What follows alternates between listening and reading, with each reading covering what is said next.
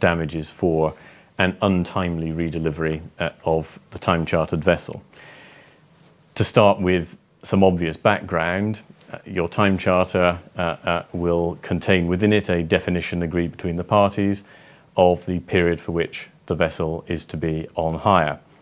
That translates into two absolute promises, that is to say, strict liability promises which the charterers give to the owners.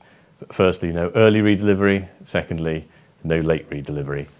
Meaning, of course, by no early redelivery, no redelivery prior to the expiry of the minimum agreed period set out in the charter.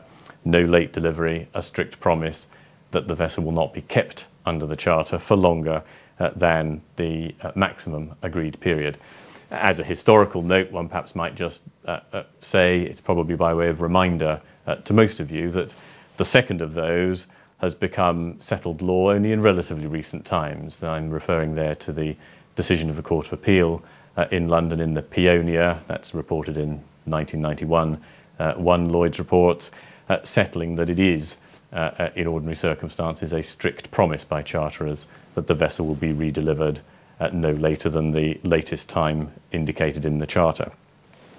And for the purposes of considering a claim that owners might bring when one of those promises is broken, it's quite natural to translate those two promises in terms of the owner's minimum rights and the owner's maximum burden created by the time charter.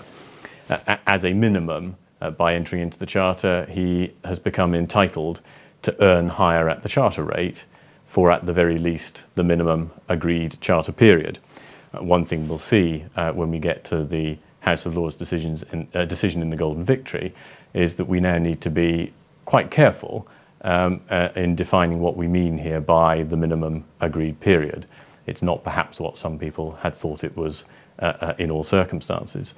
And on the other side of that equation, by entering into the time charter, he only commits himself to be restricted to the charter rate of hire for at most the maximum agreed period. So if in the first situation he finds that the vessel is thrown back at him earlier than had been agreed and the market is below the rate of the charter, he's going to want some damages. And if in the other situation the vessel is retained under the charter for longer than had been agreed and the market is now above the rate of the charter, again, the owner is going to want some damages. Well, so much so obvious, one might say. Let's take a look at what the House of Lords has been up to in the area in the last 18 months.